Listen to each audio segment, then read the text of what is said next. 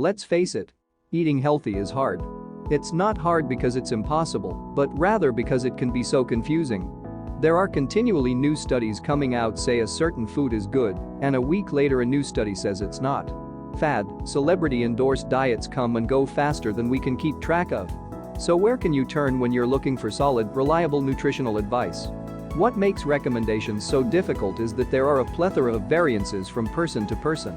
Even if you are the same age, gender, and weight as someone else, your calorie expenditure may be much different based off of lifestyle choices, level of activity, etc. Because of that, recommendations must be taken with a grain of salt. The Institute for Medicine recommends a breakdown of carbohydrates, fats, and proteins into percentage ranges for adults. Carbs 45-65% of calories, fats 20-35% of calories, proteins 10-35% of calories. As you can see, even these ranges are quite broad.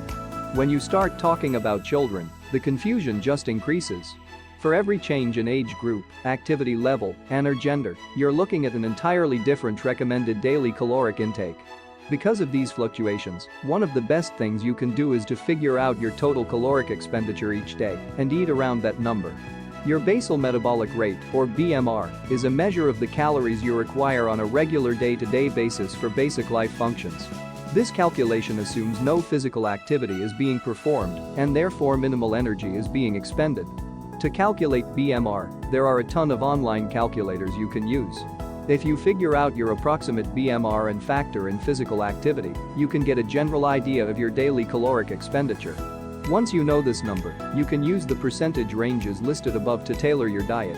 It's important to keep in mind that just like with exercise, change is a good thing when it comes to diet as well.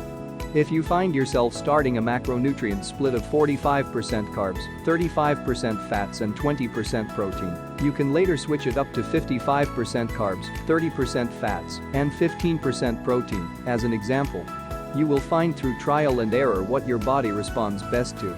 There are numerous online and phone app programs that serve as macronutrient trackers. You could start by tracking your normal intake for a week and seeing where your macronutrient ranges fall. What it all boils down to is finding a balance that works best for you.